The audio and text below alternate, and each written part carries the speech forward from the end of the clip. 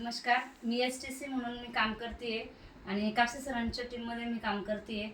बघा, आज राज काळे सरांचं आज ट्रेनिंग झालं आणि ट्रेनिंगमध्ये सरांनी सगळ्यांना म्हणजे उभं केलं होतं की बाबा आपला तुमच्यावरती काय प्रसंग आला आणि तुम्हाला त्या दिवशी आपले देव म्हणून आठवले किंवा मग त्यांचं जर धन्यवाद करायचा असेल तर तुम्ही कोणत्या प्रसंग तुम्हाला असा आलाय की तुम्हाला त्यांचं धन्यवाद करायची त्या दिवशी गरज पडली किंवा मग त्या दिवशी धन्यवादच करावा असं वाटलं, तो असा काही प्रसंग असेल तर तो एक शेअर करायला सांगितला होता आणि अपलाईन कोण आहे ते पण सांगायला सांगितलं होतं.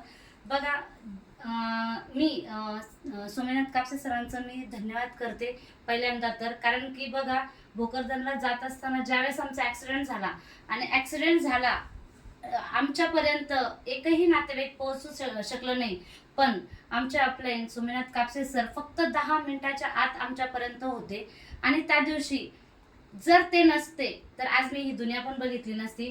कारण की बघा, त्या दिवशी त्यांनी आम्हाला तिथून हॉस्पिटलाइज केलं आणि सगळं काही उपचार होईस्तर आमच्या जवळ थांबले.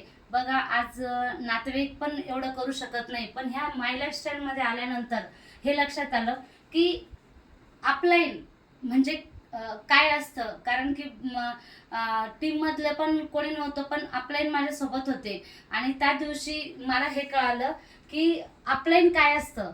बघा, ज्यावेळेस मी घरी होते 2 ते 3 महिने त्यावेळेस पण, कारण की बघा, कोणतंच इन्कम चालू नव्हतं, ना माझ्या मिस्टरांची पानटपरी चालू होती, ना माझं हॉस्पिटलमध्ये मी ज्या काम करत होते ना हॉस्पिटलची ड्युटी होती.